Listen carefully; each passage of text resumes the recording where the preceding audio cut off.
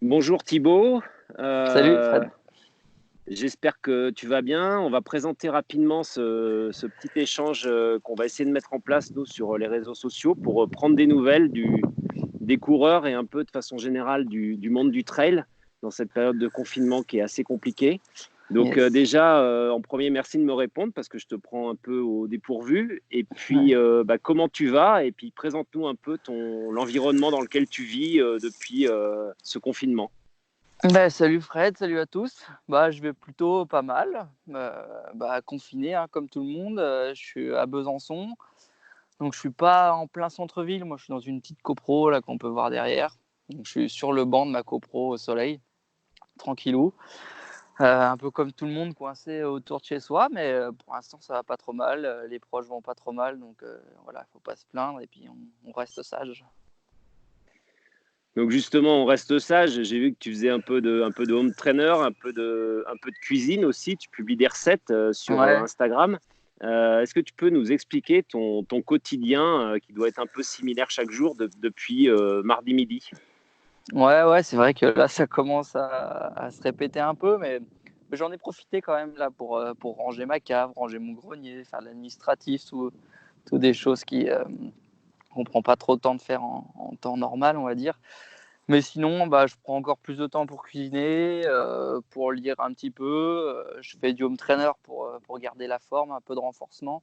Puis juste derrière, j'ai un espace vert, là, il y a un stade en fait qui est à 20 mètres de chez moi qui me permet d'aller faire mon renfo tranquille au soleil aussi.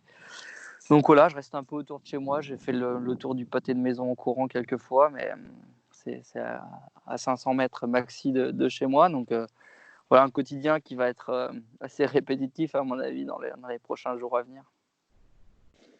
Et donc justement, toi, tu fais partie des sportifs de haut niveau dans le monde du trail, dont c'est le métier.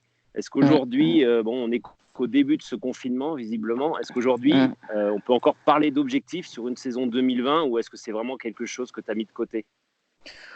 On va surtout parler de santé déjà dans un premier temps, prendre soin de soi, de sa santé, et puis de faire attention aux autres. Je crois que c'est vraiment le focus en ce moment.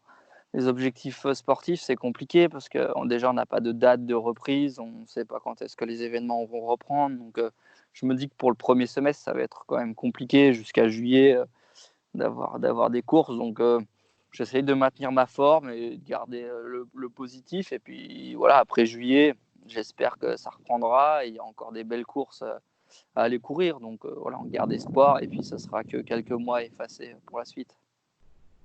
Voilà, alors on a vu que tout le monde essayait de se trouver des occupations. Est-ce que toi, dans cette première partie de semaine là, qui est nouvelle pour tous, est-ce que tu t'es trouvé une passion, une addiction ou tu as ressorti les Picsou ou des choses comme ça pour t'occuper?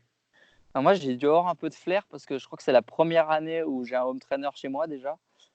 J'ai toujours refusé, j'avais pas trop envie de faire du vélo chez moi. Je me suis toujours dit que j'irais faire du VTT quand il ferait pas beau. Donc déjà, j'ai acheté un home trainer juste avant, donc j'en fais peut-être 2 fois par jour. Et puis j'ai acheté une PS4, je pense, il y a un mois de ça. Euh, et je me suis dit j'avais envie de faire des FIFA comme au bon vieux temps. Et du coup, je refais un peu plus de FIFA en ce moment.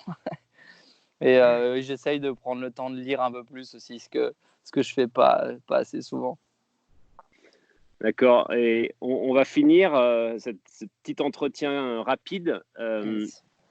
pour pas rester trop longtemps dehors aussi. Euh, on a vu ce matin, et nous on a relayé l'information que Michel avait été Mmh. porteur du virus. Ouais. Est-ce que tu as des nouvelles de lui?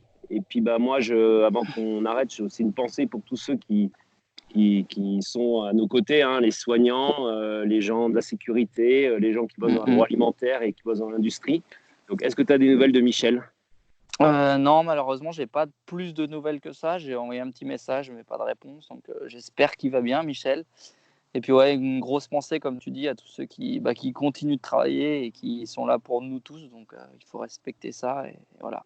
Je je vais essayer aussi de comme je peux, on va dire, de me donner volontaire à ce que je pourrais faire, quoi. aider un magasin ou je ne sais quoi si ça va bien. Donc voilà, il faut continuer à prendre son mal en patience et on pense à tous ceux qui sont malades et voilà, soyez forts. Merci Thibaut, C'est moi. bon retour dans ton appartement et puis Mon petit chez tout moi, bientôt, voilà. on espère sur les sentiers. Ah Bon ouais, au plus courage, vite. merci. Merci. Salut Fred.